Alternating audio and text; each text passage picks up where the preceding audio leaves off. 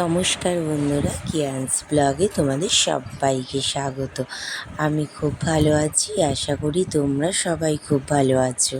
হনুমান জয়ন্তীর দিন চলে গেলাম বিকেল বিকেল হনুমানজিকে পুজো দিতে।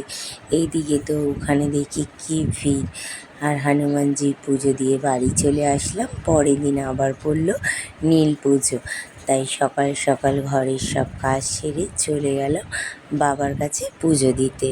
এদিকে পুজো দেওয়া হয়ে গেছে, মন্দিরও ফাঁকা হয়ে গেছে। আমরা সবাই মিলে একটা ছবি তুলে নিলাম। বর কাছ থেকে এসে বললো চলো বিকেল বিকেল বেরিয়ে যাই বড় কাছারিতে পুজো দিতে। তো ওর কথা মতো আমি, ছেলে আর ও তিনজনে মিলে চলে গেলাম বাবার কাছে পুজো দিতে। যদিও বা আমরা প্রত্যেক বছরই যাই, আমার সেরকম বড় কাছারিতে না গেলে ও একাই চলে যায়। এবছর বললো চলো আমরা তিনজনে মিলে পুজো দিয়ে আসি।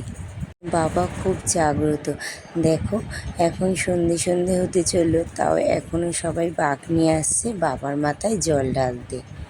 এদিকে তো লম্বা লাইন পড়ে গেছে, আর দেরিটা হয়ে গেল কারণ মন্দিরটা এখন পরিষ্কার করছে। আগের দিন রাত্রির ধরে মন্দিরে অনেক পুজো হয়েছে, মন্দিরটা খুব নোংরা হয়ে গেছে বলে তাই মন্দিরটাকে একটু পরিষ্কার করে দিচ্ছে, নইলে সাধারণ ভক্তদেরই পায়ে বাঁধবে। আর এদিকে বর প্রসাদ আর জল নিয়ে রেডি বাবার মাথায় ঢালবে বলে। জল ঢালা হয়ে গেছে, আর এখানে ছেলের নামে বাতিও জ্বালানো হয়ে গেছে।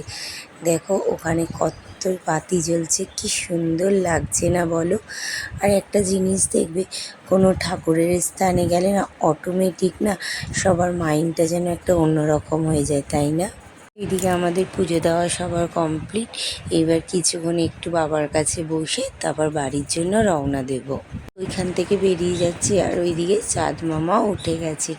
এই পার্কটা না দিনের বেলা দেখলে আরও সুন্দর লাগতো। বড় কাছারির আশেপাশেটা এত সুন্দর করে সাজিয়েছে, যদিও বা রাত্রির হয়ে গেছে বলে সেরকম আর কিছুই খোলা নেই, দোকানপাত্তারি সবই বন্ধ হয়ে গেছে। এদিকে দেখো রাস্তাঘাটও প্রায় অন্ধকার হয়ে গেছে। তো এবার বাড়ির দিকে রওনা দেব। এবার চলো তো বাড়ি চলে যাই। আজকের মতো ভিডিও এইটুকুনিই থাক। সবাই ভালো থেকো, সুস্থ থেকো।